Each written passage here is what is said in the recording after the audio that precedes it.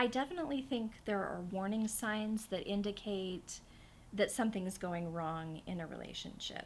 I don't think the warning signs are always the same, but most of the partners that I deal with look back and see the red flags.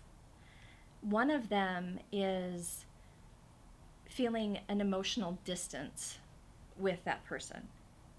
A common experience is to feel like they're withdrawn or just not there, emotionally not there, even though they're present in the room. They'll say, I just didn't feel connected, but I didn't understand why. That's one of the red flags. Another one is times and explanations that don't match up.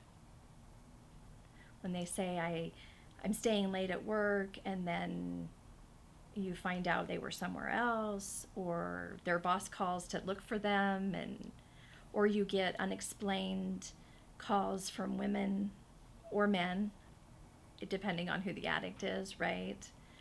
Um, a lot of women will start investigating and looking at emails and phone records. They'll start to try and identify. They want to look at the spouse's phone, to see who they're contacting and who they're texting.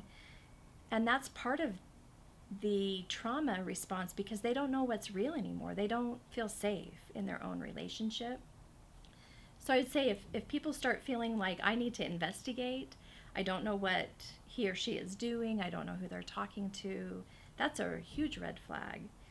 Another red flag, I think, is if you stop feeling like in your relationship you can ask questions or challenge behaviors. What's going on with you? Why can't I touch your phone? Or can I see your phone? Or can I see who you're texting?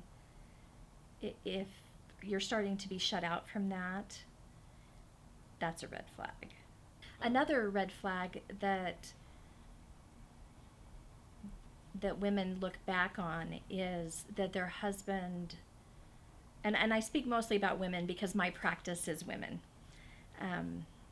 but they tell me that their husband told them, I used to have a problem with pornography and masturbation, but I just stopped. And oftentimes what addicts will tell is just the tip of the iceberg, right? It's often, well, I used to do that, but I don't anymore. And if you can't have a conversation about, okay, what was that like? What were you viewing? How long? How did you change? Was it occasional viewing? Was it frequent? Was it daily?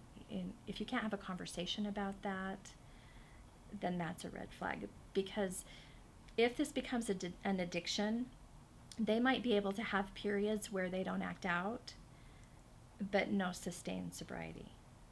We call it white knuckling it, right? They're just gripping on, hoping that they can keep from clicking the button or acting out in whatever way. But once they've had an addiction, unless they've had some real treatment, they're not truly in recovery. They don't have the skills and the ability to, at least for the majority of them, can't do it on their own.